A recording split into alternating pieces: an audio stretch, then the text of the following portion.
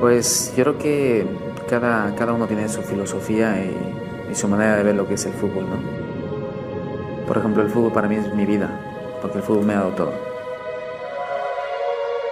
Y me encantaría que hubiese una investigación profunda de quién fue esa persona, porque esa persona no hay que hacerle una estatua, no hay que hacerle un monumento, sino debe de quedar ahí en la historia como uno de los grandes genios que ha habido en el mundo.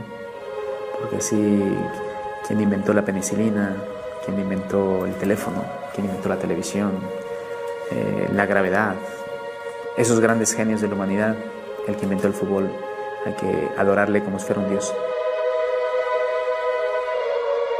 Orígenes.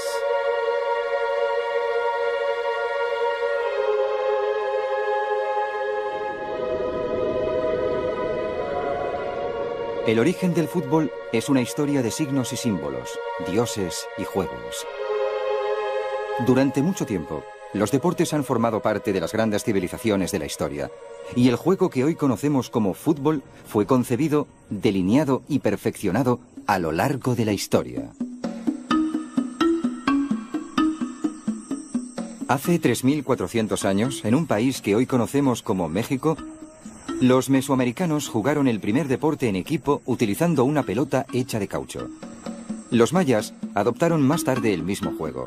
Para ellos, la pelota simbolizaba el sol, su poder, su fertilidad. Y en un acto que presagia la negra y violenta historia del fútbol, el capitán perdedor era sacrificado a los dioses.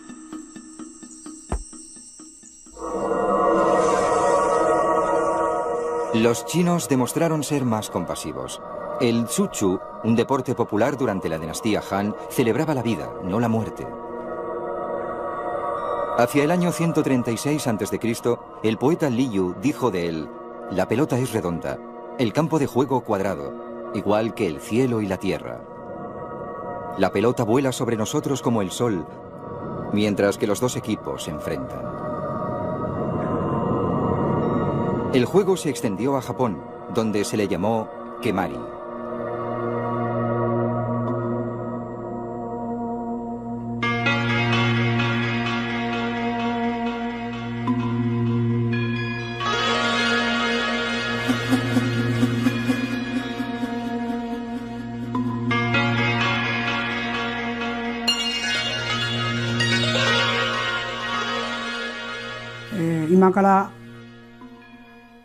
Empezó hace unos 1400 años. Fue introducido en Japón desde China, al mismo tiempo que el budismo. Ese ha sido su origen.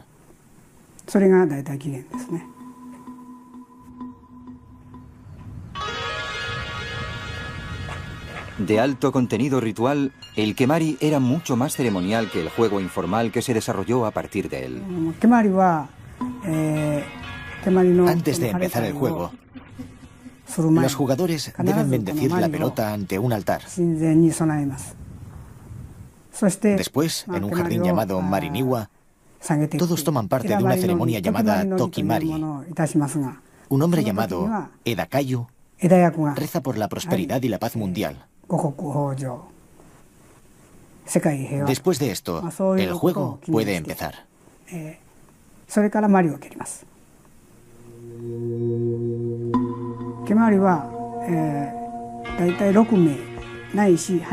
Juegan entre 6 y 8 personas al mismo tiempo.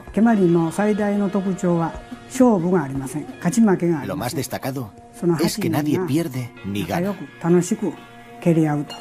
Las personas solo disfrutan del juego. Esto contribuye al espíritu del Kemari.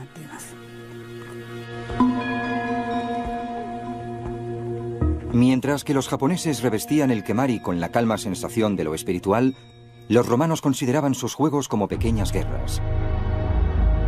Corredores de carros y sus equipos tenían sus propios seguidores fanáticos.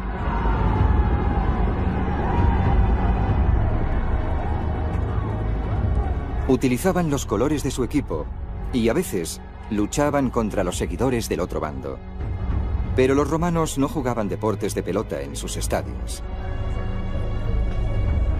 Esos juegos, en cambio, se realizaban como ejercicio, como entrenamiento militar. I legionari romani Las legiones romanas jugaban un juego llamado Arpastum, que habían aprendido de los griegos.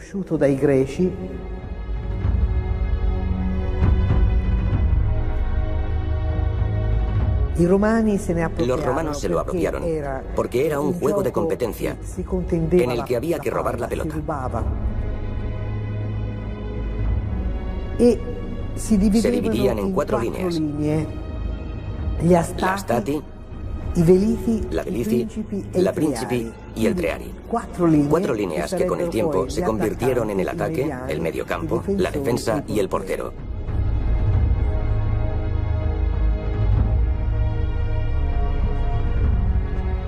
Se supone que este juego, tan familiar tácticamente, había sido llevado a Gran Bretaña durante la conquista romana. Es materia de debate si fueron ellos quienes lo introdujeron o si influenciaron los juegos que se practicaban en la isla. Pero lo que sí sabemos es que 1000 años después de que se fueran los romanos, los británicos jugaban una gran variedad de deportes de pelota, de los cuales el más importante era el conocido como folk football, fútbol popular. Se solía jugar en las fiestas de Shrovetide o en Navidad y Año Nuevo, y tenía profundas raíces en rituales paganos, sus verdaderos orígenes, encubiertos por uno de los mitos futbolísticos más antiguos y terribles. Las primeras pelotas eran cabezas humanas.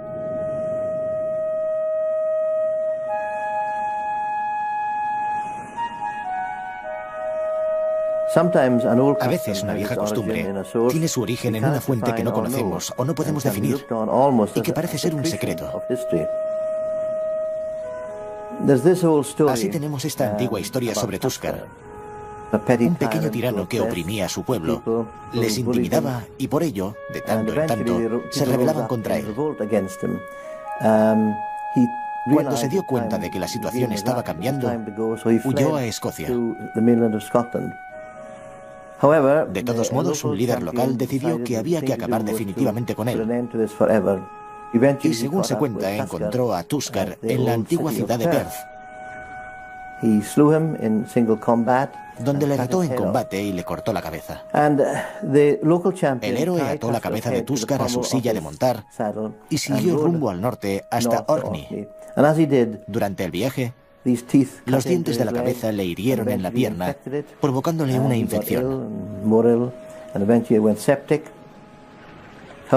Con el último aliento regresó a Kirkwall, subió hasta la cruz del mercado frente a la catedral de San Magnus y desde allí arrojó la cabeza del tirano para enseñarle al pueblo que su opresor estaba efectivamente muerto. Después de eso murió. El pueblo, enfurecido por la muerte de su héroe, lleno de odio y desesperación, empezó a patear la cabeza de Tuskar. La leyenda, verdadera o no, todavía se representa cada año por la gente de Kirkwall, en Escocia, y constituye uno de los últimos baluartes de un juego que durante cientos de años fue predominante en Gran Bretaña.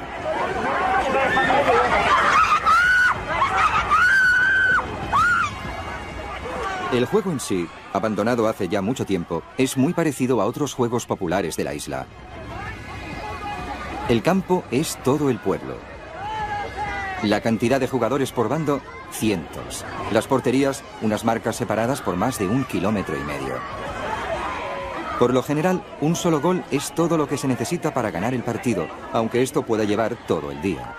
En Kirkwall compiten 2 bandos, los de arriba, Up the Gates, y los de abajo, Down the Gates. La disputa por el balón, también llamado Ba, es profundamente simbólica. Durante mucho tiempo, la tradición ha determinado que si los de abajo se las ingeniaban para conseguir la pelota, que representaba la influencia fertilizadora del sol, y lograban arrojarla en las aguas del puerto, eso traería buena pesca.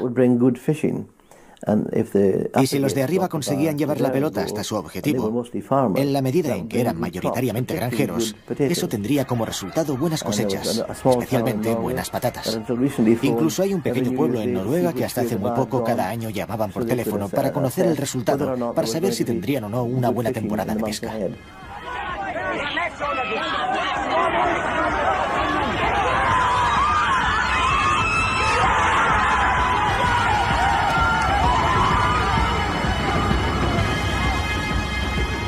En cuanto a la rudeza del juego, no hay reglas. Es un partido físico, duro. Quizás a veces se aprovechaba para saldar viejas rencillas, pero en términos generales hay muy poca violencia gratuita. Debido a su rudeza, este fútbol tenía por lo general un fuerte contenido de tradición popular. No es el caso del calcio histórico jugado en Florencia, en Italia.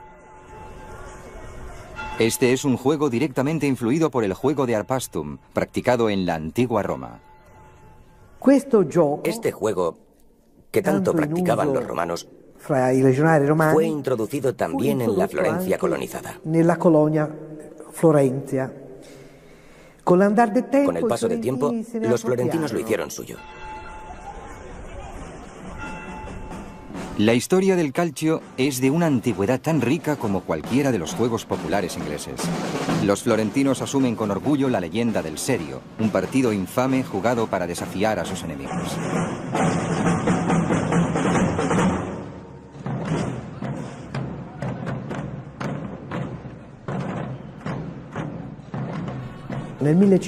En el año 1530, los florentinos sufrían el asedio de las tropas imperiales de Carlos V. Para no interrumpir las fiestas de carnaval y como parte de la diversión, el 17 de febrero se decidió jugar un gran partido de calcio florentino y demostrar así a sus sitiadores, quienes estaban convencidos de la caída de Florencia, que su resistencia no había menguado. Esas bravatas son típicas de un juego marcado por la violencia. Un juego donde los hombres se prueban a sí mismos y buscan superar tanto su propio miedo como a sus oponentes. En el sedio de 1530, Dante da Castiglione se convirtió en el jugador que personificó estas virtudes. Una regla fundamental era que la pelota tenía que estar siempre en movimiento. El jugador mortisino de Antenordi no pasaba la pelota, sino que la mantenía apretada contra el pecho. Así pues, Dante, que era un hombre fuerte, cogió al jugador y a la pelota, que así seguía en movimiento aunque no fuera pasada, y corrió hacia la red de sus oponentes, arrojando al jugador que aún mantenía sujeta la pelota y anotando así para su equipo. Los florentinos adoraban el calcio, aunque también estaba sujeto a distinciones de clase social.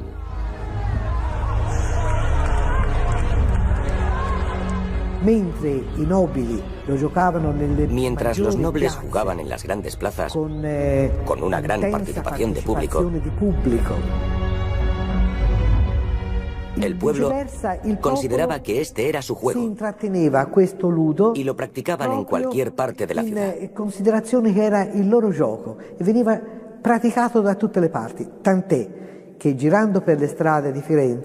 Todavía hoy, caminando por las calles de Florencia, cerca de palacios y de iglesias, pueden verse placas de piedra o de mármol en donde los gobiernos colocaban advertencias prohibiendo al pueblo juegos de calcio no oficiales. Vicino alle chiese oppure per le strade a questo gioco spontaneo che tutti i fiorentini giocavano.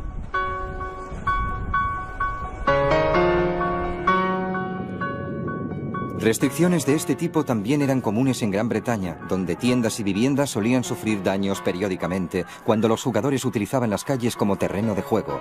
Incluso muchos morían a causa de las heridas. Se puede escribir la historia del fútbol popular en términos de los intentos por impedirlo.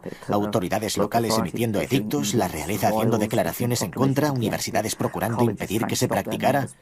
Su turbulencia, su violencia eran un desafío a la ley y el orden, el día y lugar donde se jugaba. Ya en 1314, el rey Eduardo II prohibió el fútbol en Londres, proclamando: «Por cuanto un ruido muy fuerte inunda la ciudad, causado por el griterío de la gente corriendo tras grandes pelotas, de las cuales muchos demonios podrían surgir, por lo que Dios mediante prohibimos la realización de tal juego en la ciudad en el futuro». Los descendientes de Eduardo fueron igualmente despectivos respecto al juego. Enrique V le declaró la guerra, y lo mismo hizo Enrique VIII, quien creía que distraía a los jóvenes de la arquería. Pero aún así, nada pudo impedir que se jugara al fútbol, Y cuando en el siglo XIX finalmente este juego recibió una herida mortal, no fue debido a un acto humano, sino a causa de las máquinas.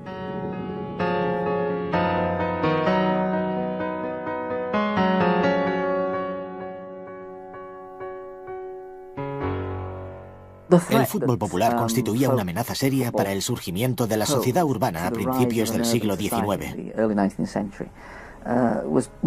No se pueden llevar a cabo los antiguos juegos típicos de un entorno preindustrial en los nuevos y crecientes centros urbanos industriales. Los pueblos y ciudades crean leyes dirigidas a impedir que los juegos tradicionales se lleven a cabo en sus calles. Este es un mundo en el que el fútbol ha de encontrar un nuevo lugar donde jugarse. El antiguo juego popular había muerto.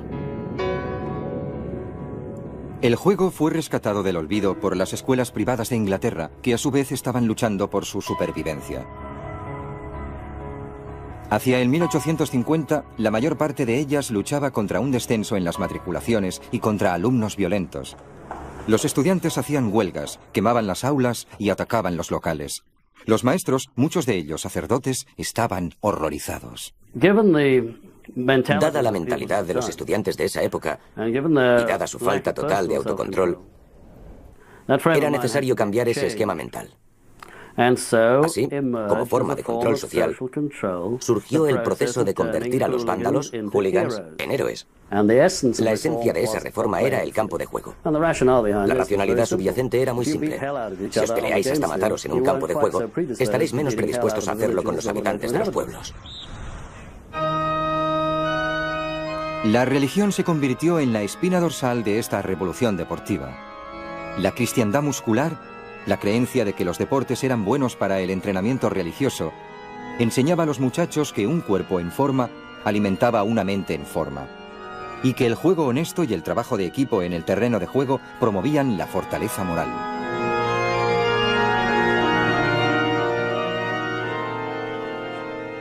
Cada escuela desarrolló su propia versión del fútbol. Algunas, como Harrow, favorecieron el juego de pateo, mientras que otras, como la escuela de rugby, permitían coger la pelota, correr y derribar a los contrincantes. Esta rica diversidad fue el punto de partida del juego moderno. Creo que los equipos de las escuelas privadas mantuvieron vivo el deporte, aunque probablemente lo más significativo fue que los estudiantes fueron a las universidades juntos, o dejaron los colegios y universidades, pero querían seguir jugando, y por lo tanto necesitaban una forma concertada de jugar. Eso es lo que llevó a la codificación del fútbol. El 26 de octubre de 1863, 11 clubes de Londres se reunieron en la Freemasons Tavern para discutir un conjunto de reglas comunes. Acordaron llamarse Asociación de Fútbol, pero surgió un problema. Los aficionados al rugby se opusieron a cualquier norma que impidiera coger la pelota con la mano o derribar al contrario. Fue un muro de contención contra aquellos que preferían un juego basado en patear la pelota. Este punto muerto se rompió el 8 de diciembre, cuando se prohibió el juego con la mano y el derribo del contrario. Fue una decisión que dejó al fútbol con dos códigos diferentes: el de la Asociación de Fútbol y el del rugby.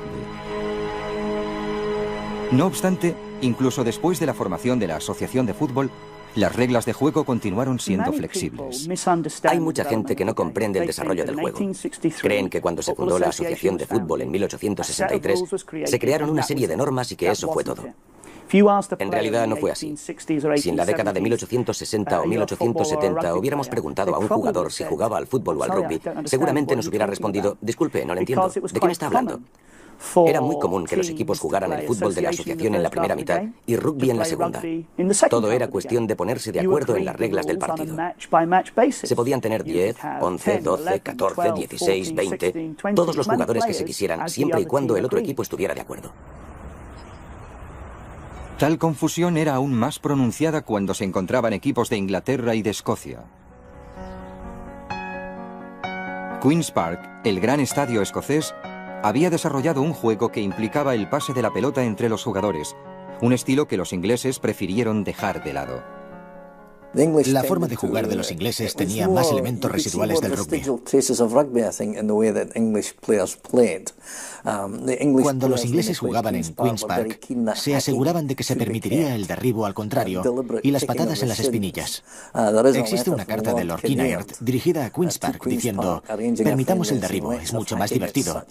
Lo que dependía, creo, de qué lado estuviera cada uno. Para los jóvenes de los colegios privados, el fútbol no era un deporte, sino un pasatiempo. Como consecuencia, el juego carecía de continuidad, pasión y emoción. El fútbol necesitaba un visionario, alguien que pudiera extraer su esencia y convertirlo en algo irresistible. Charles Alcock fue una de las personas más influyentes en los orígenes del fútbol. De joven jugaba en Harrow y también en el Club Drury, que es uno de los que sigue jugando hoy. Cuando dejó Harrow, participó activamente en la organización de la Asociación de Fútbol e incluso fue el inventor y el que inició la Copa de la AF, basada en los campeonatos internos de Harrow.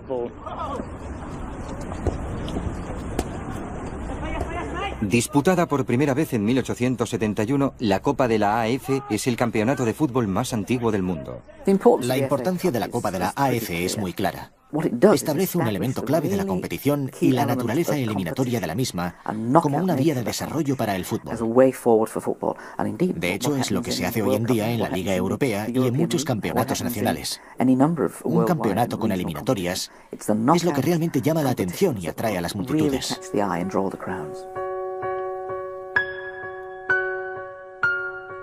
El éxito de la Copa de la AF convenció a Charles Alcock para programar el primer partido internacional.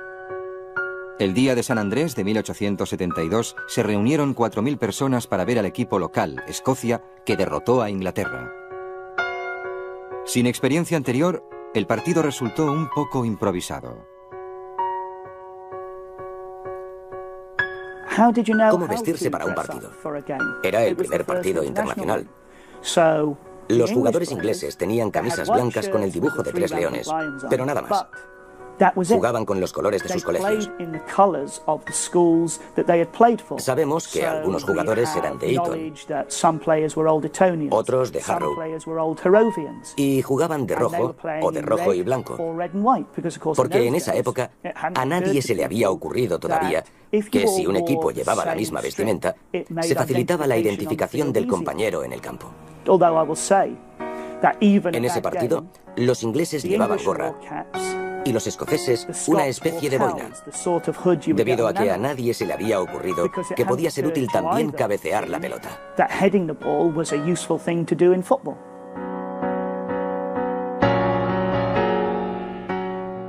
Inglaterra empezó el partido con 8 atacantes y regateaba con la pelota. Escocia colocó 6 delanteros y se pasaban la pelota entre ellos. Una táctica revolucionaria que tendría un profundo impacto en el fútbol mundial. No es que ese partido fuera importante por haber sido el primero. Eso es un mero hecho estadístico. Su importancia reside en 2 culturas que chocan en un mismo partido.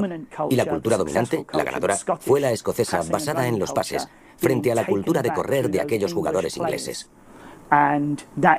Esta es la causa de que aquel partido fuera el más importante de la historia del fútbol. La mayor parte de los primeros jugadores internacionales eran jóvenes de colegios privados, un reflejo del dominio total de las clases altas en el fútbol. Pero para que emergiera como un juego mundial, debía convertirse primero en el juego preferido del pueblo. Se necesitaban apóstoles, hombres que pudieran cautivar con este juego a las clases trabajadoras. La Iglesia jugó un papel importante enviando a sus jóvenes misioneros, curas, sacerdotes y maestros de escuelas dominicales a convencer a un gran número de trabajadores de continuar con el juego que tanto les divertía. Los cristianos musculosos, jóvenes impregnados en la fe cristiana, creían que la actividad física se expresaba mejor en los deportes de equipo y que era la mejor manera de jugar y expresarse a sí mismos. ¿Y qué mejor, más barato y qué manera más fácil de desarrollar un deporte que el fútbol, el juego más fácil del mundo? El fútbol se expandió por todo el país, aunque fue en el norte industrial, con su poderosa clase trabajadora, donde realmente se asentó. Creo que el proceso de industrialización es vital. En esa época es muy difícil imaginar un deporte de masas desarrollándose en un entorno no industrial. La cultura industrial provee de salarios regulares y una estructura semanal, la semana laboral, con espacios para el ocio, lo que permite que surja el juego. No es ninguna coincidencia que en condados como Lancashire se empiece a ver el surgimiento de equipos populares en las clases trabajadoras, casi simultáneamente a la instauración del sábado inglés. El sábado inglés, trabajar hasta mediodía, liberó a miles de hombres del peso del trabajo y creó un entorno en el que el fútbol se extendió con rapidez. Pero como derivado de la revolución industrial, su importancia para el fútbol fue solo marginal en comparación con la instauración del ferrocarril. El ferrocarril tiene una gran importancia. Sin él no se podría tener una estructura de liga nacional. Equipos de fútbol viajando a lo largo y ancho del país, e incluso sus seguidores, es un concepto imposible de pensar sin el ferrocarril. Durante la segunda mitad del siglo XIX, el fútbol era parasitario. Se alimentaba del crecimiento en la industria y la tecnología. Como resultado, surgieron nuevos clubes en toda Inglaterra, absorbiendo jugadores y administrativos. Los equipos que surgen en los años 1880 y 1890, muchos de ellos nombres conocidos hoy, emergen de una serie de instituciones ya existentes. Hombres que se reúnen en un pub y deciden formar un club de fútbol. Gente en el lugar de trabajo, el Arsenal, por ejemplo, el Woolwich Arsenal, que deciden jugar. Hombres de una compañía de ferrocarril, por ejemplo el Manchester United, que surge de la compañía North Manchester Railway. Son grupos de trabajadores en las instituciones a las que pertenecen, ya sea la iglesia, la escuela dominical, el sindicato, el lugar de trabajo, el pub. Todas ellas instituciones básicas para la clase trabajadora. Son las que generan los nuevos clubes de fútbol, muchos de los cuales conocemos en la actualidad. Al principio, los clubes eran esporádicos, surgían un día y desaparecían al siguiente. Pero a medida que más y más seguidores empezaron a presenciar los partidos, clubes como el Aston Villa se vieron obligados a buscar un hogar permanente. Los del Villa alquilaron un campo a un carnicero por 5 libras esterlinas al año. El propietario pronto se da cuenta de que tiene algo bueno entre manos, porque aumenta el alquiler a 8 libras anuales. Efectivamente, lo que les permite disponer de un trozo de tierra es poner vallas y cobrar a la gente un penique por aquí, 3 peniques por allá. Y eso significa que tienes seguridad. Significa que puedes imprimir carteles diciendo dónde jugarás un día determinado y contra quién. Al igual que el Villa, clubes del norte y del centro de Inglaterra empezaron a crecer y se convirtieron en un serio desafío para la Copa de la AF. Desde 1871, esta era propiedad exclusiva de los grupos amateurs del sur de Inglaterra. Pero en 1883, todo eso cambió. Si hay un incidente que resume y simboliza el momento de transferencia de poder en el corazón del interés futbolístico, ese es la final de la Copa, en la que el equipo de Blackburn derrota a los Old Etonians. Durante 10 años, los equipos de los colegios privados habían ganado la Copa de la AF, y resulta que a principios de los 80 del siglo XIX aparece un equipo como el Blackburn, integrado por trabajadores, que derrota a los Old Etonians y le arrebata la Copa a los fundadores de la AF, llevándosela al norte.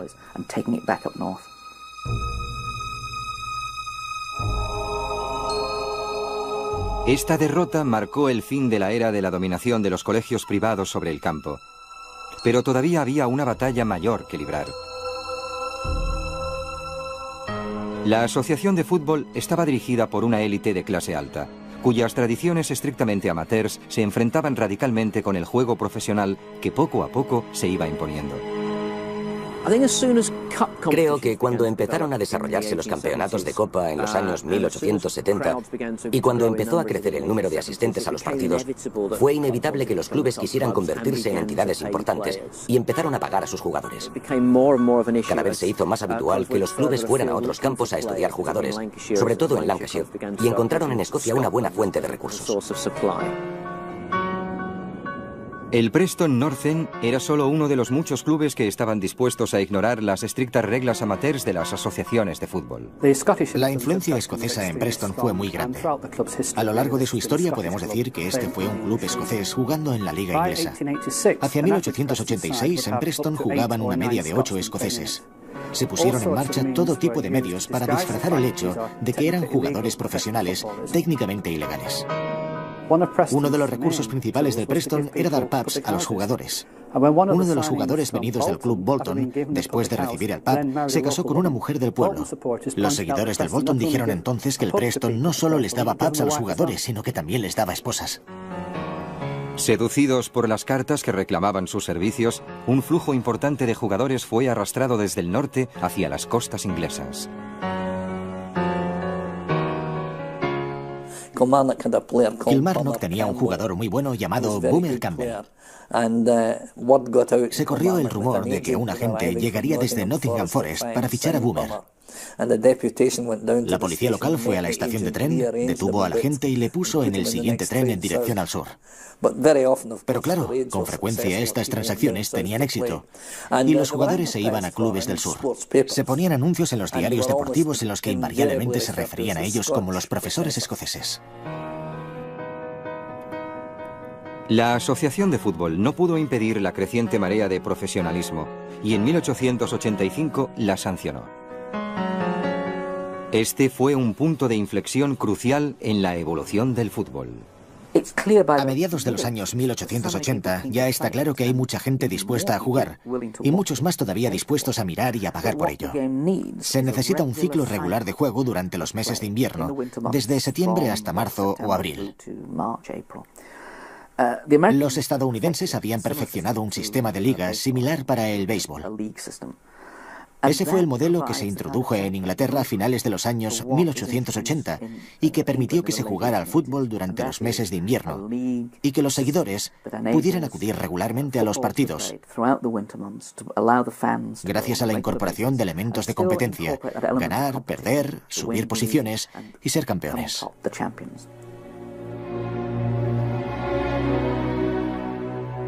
William McGregor, directivo del Aston Villa, inició en septiembre de 1888 una discusión sobre la formación de una liga.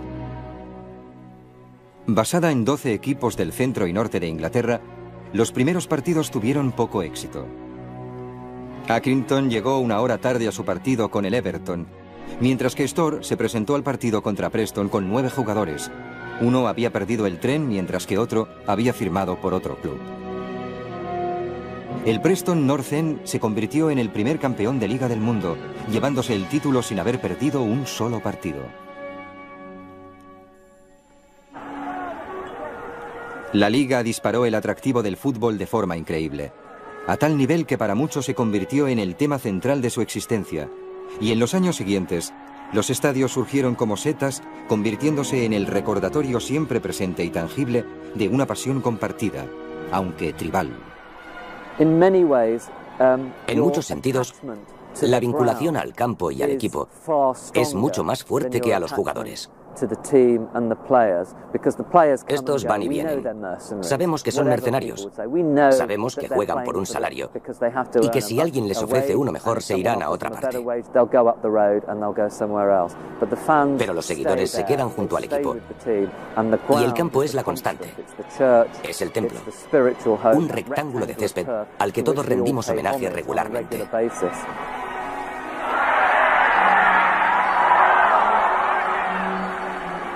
Una vez conquistado el corazón y la mente de los británicos, el fútbol inició su diáspora.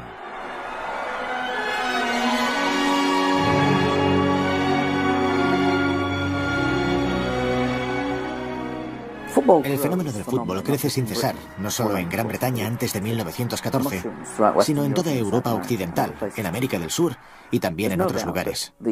No cabe duda de que los hombres comprometidos con el fútbol también lo están para jugarlo allá donde vayan. Hombres de negocios británicos, soldados, marineros, funcionarios del imperio e incluso simples trabajadores. Decenas de miles de trabajadores que viajan. Todos ellos se convierten en misioneros del juego. No lo han sido en su país, pero cuando están en el extranjero se aferran al juego, se aferran a la cultura que han dejado atrás, la de su casa. Y esto es lo importante, la cultura secular a la que están vinculados es el fútbol. Hacia 1900, el fútbol británico tiene una influencia decisiva en todos los niveles, pero sobre todo en 1914. El éxodo masivo de trabajadores cualificados británicos a los nuevos centros industriales contribuyó a asentar el juego en toda Europa.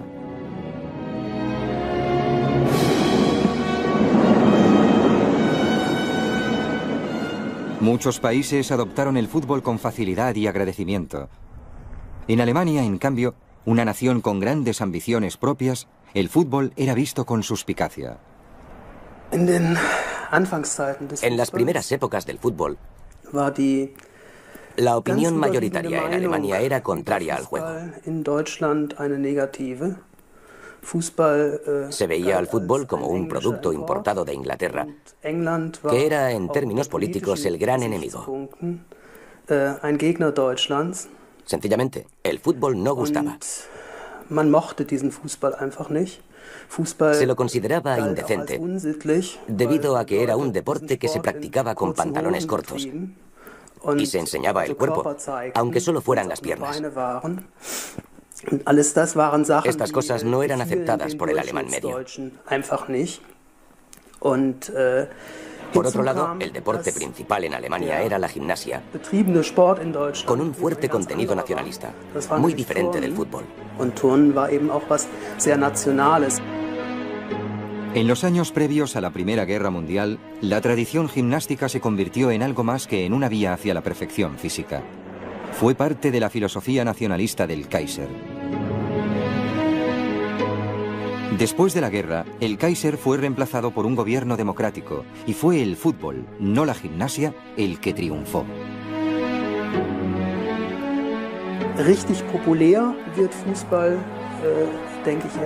Las condiciones diferentes posibilitaron que el fútbol se convirtiera en algo realmente popular durante la República de Weimar. Durante el imperio, los obreros, los trabajadores industriales especialmente, no tenían tiempo para jugar al fútbol. Trabajaban todo el día. En la República de Weimar, esto cambia completamente, debido a que una de las primeras decisiones del nuevo gobierno democrático fue introducir la jornada laboral de 8 horas, lo que permitió a los trabajadores disponer de mucho más tiempo libre. A partir de entonces, hubo un gran crecimiento del fútbol, debido a que se produjo un flujo muy importante de trabajadores hacia los clubes deportivos.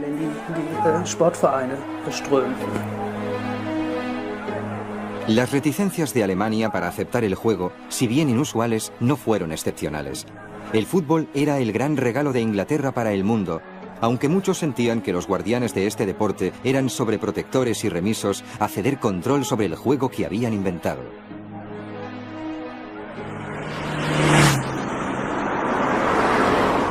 En América Latina, este conflicto fue el punto de partida de una cultura del fútbol sin igual. Al principio, se practicaba casi exclusivamente en los clubes masculinos de élite, pero todo eso cambió cuando paso a paso emergió el ferrocarril.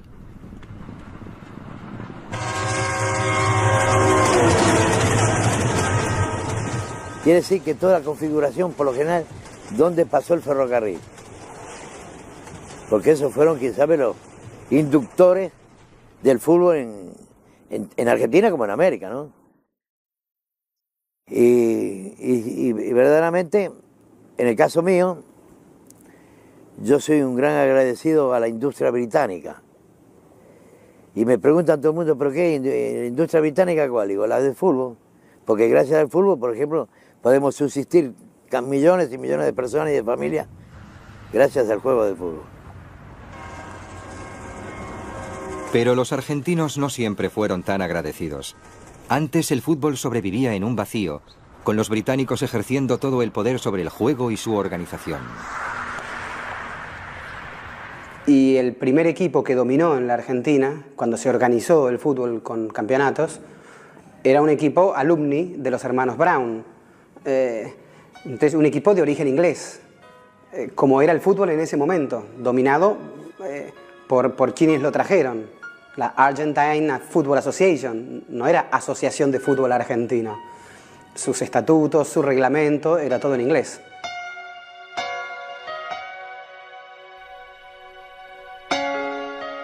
Después de dominar el juego durante más de 30 años, en 1913 los ingleses fueron derrocados.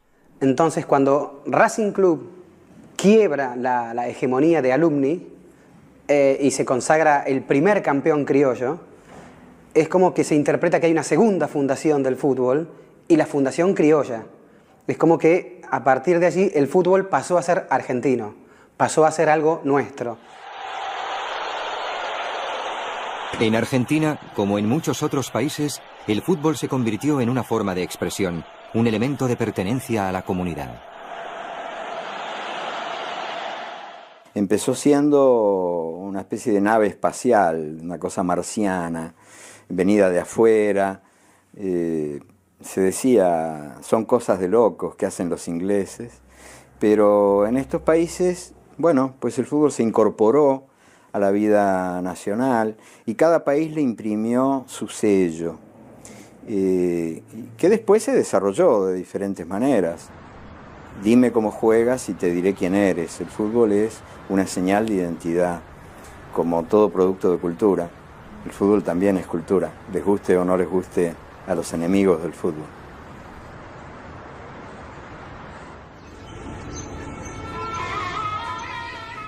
La liberación protagonizada por Argentina estaba claramente situada en el terreno de juego. Pero en la India, un país dominado por las leyes coloniales británicas, el fútbol adquirió un profundo sentido político, un peldaño hacia la verdadera libertad, hacia la independencia real.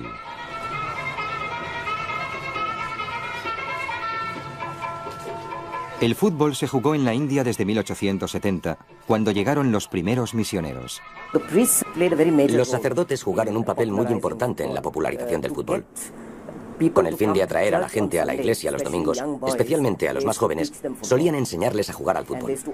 Y así organizaron el fútbol por toda la India, sobre todo a través de las escuelas misioneras, como por ejemplo los hermanos irlandeses, los jesuitas y muchas otras hermandades que vinieron a fundar escuelas en la India. Invariablemente el primer juego que introducían era el fútbol. Y así fue como este deporte se extendió en la India. Otro elemento importante fueron los equipos de los regimientos imperiales integrados por soldados, los Tommies, que solían jugar al fútbol como parte de sus actividades recreativas. Al principio, los indios observaban pacientemente desde fuera del campo, pero todo cambió con la fundación del Mohun Bagan.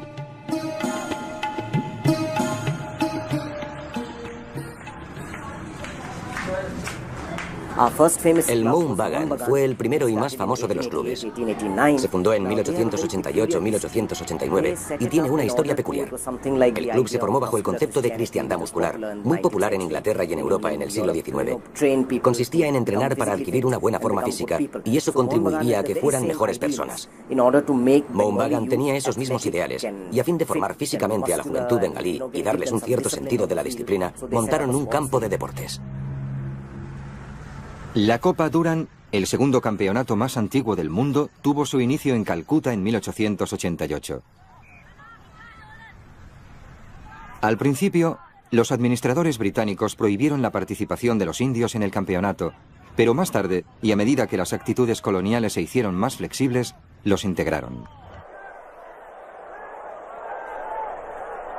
Cuando empezó la Copa Durand, era solo para los equipos de los regimientos imperiales. Pero el fútbol se había convertido en algo tan popular entre los indios que podría haber sido conflictivo tener dos ligas separadas. Ello podría haber contribuido a generar una situación de apartheid. Que los clubes indios y los ingleses jugaran juntos era una situación mucho más armónica.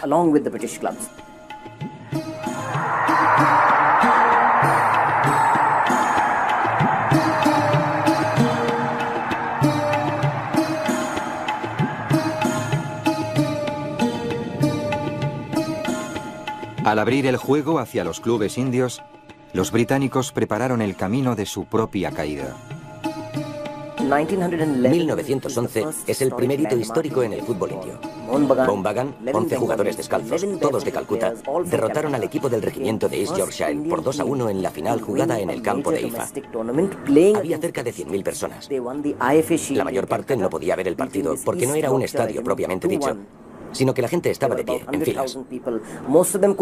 Se utilizaron métodos muy ingeniosos para informar del resultado a los miles y miles que estaban de pie al fondo del campo. Por ejemplo, palomas, que llevaban atado a la pata un papel con el marcador. Volaban hacia atrás y la gente se iba enterando del resultado varios minutos después de que se hubiera producido. Todavía 1-0. Esa victoria tuvo un sentido simbólico, porque fue la primera señal de independencia. Poco antes se había producido la independencia de Bengala, y el que el Mohun Bagan derrotara a un equipo británico en el campo de fútbol era una señal de que la India podía hacerlo. Si hemos podido derrotar a los británicos al fútbol, es el momento de que lo intentemos con su bandera. Cuando los jugadores se retiraron del campo de juego, ondeaba la bandera del Mohun Bagan. Por toda la India la gente sentía que ese era su juego y que se podían hacer grandes cosas. Después de haber perdido tantas batallas, el complejo de inferioridad de que no podíamos jugar contra quienes eran una raza físicamente superior se esfumó.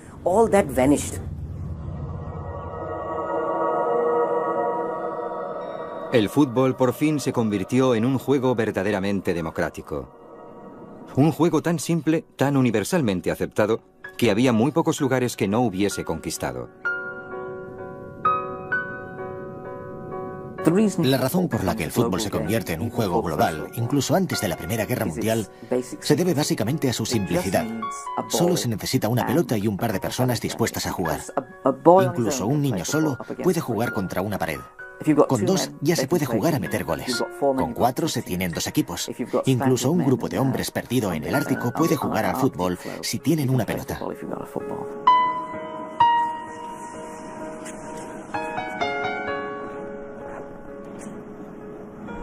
De vez en cuando jugábamos un partido de fútbol. El equipo sale del refugio encabezado por el señor Gavin. En 1910, el capitán Robert Scott dirigió una expedición a la Antártida con la esperanza de convertir al hombre en el Polo Sur. Una heroica, aunque desafortunada misión. Llevó trineos, caballos, perros y una pelota.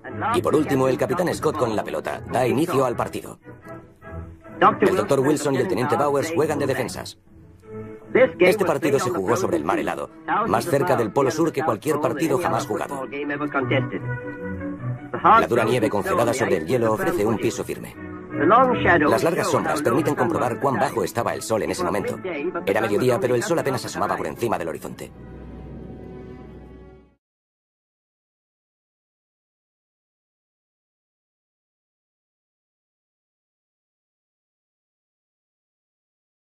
Adorarle como si fuera un dios. Orígenes.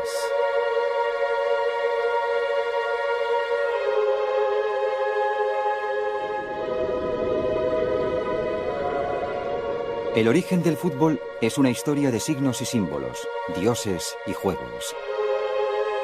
Durante mucho tiempo, los deportes han formado parte de las grandes civilizaciones de la historia, y el juego que hoy conocemos como fútbol fue concebido, delineado y perfeccionado a lo largo de la historia. Hace 3.400 años, en un país que hoy conocemos como México, los mesoamericanos jugaron el primer deporte en equipo utilizando una pelota hecha de caucho. Los mayas adoptaron más tarde el mismo juego. Para ellos, la pelota simbolizaba el sol, su poder, su fertilidad. Y en un acto que... Un hombre llamado Edakayu reza por la prosperidad y la paz mundial. Después de esto, el juego puede empezar.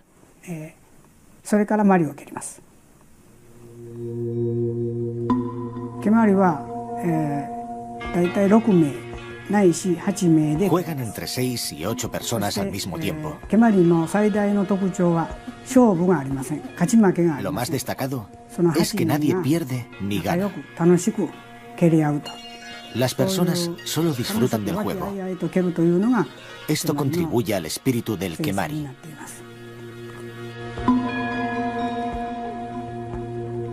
Mientras que los japoneses revestían el kemari con la calma sensación de lo espiritual, los romanos consideraban sus juegos como pequeñas guerras.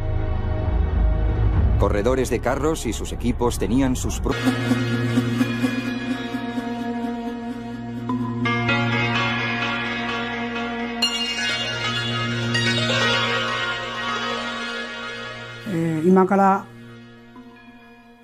Empezó hace unos 1400 años.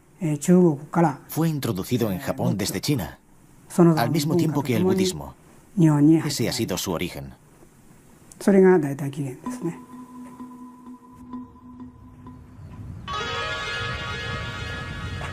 De alto contenido ritual, el kemari era mucho más ceremonial que el juego informal que se desarrolló a partir de él.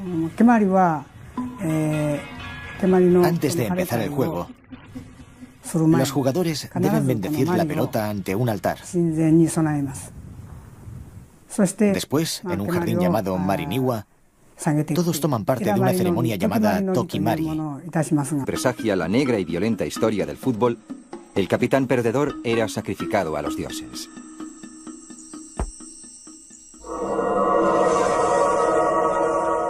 Los chinos demostraron ser más compasivos. El tsuchu, un deporte popular durante la dinastía Han, celebraba la vida, no la muerte. Hacia el año 136 a.C., el poeta Liu dijo de él: la pelota es redonda, el campo de juego cuadrado, igual que el cielo y la tierra.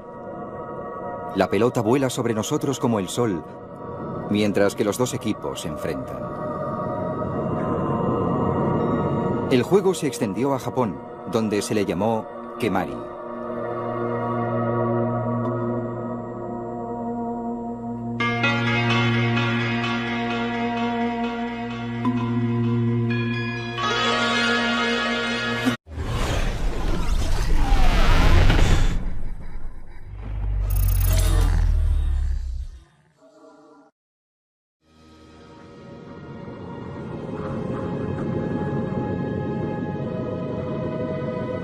Pues yo creo que cada uno tiene su filosofía y su manera de ver lo que es el fútbol, ¿no? Por ejemplo, el fútbol para mí es mi vida, porque el fútbol me ha dado todo. Y me encantaría que hubiese una investigación profunda de quién fue esa persona, porque esa persona no hay que hacer una estatua, no hay que hacer un monumento, sino debe de quedar ahí en la historia como uno de los grandes genios que ha habido en el mundo, porque así... ¿Quién inventó la penicilina? ¿Quién inventó el teléfono? ¿Quién inventó la televisión? La gravedad. Esos grandes genios de la humanidad, el que inventó el fútbol, hay que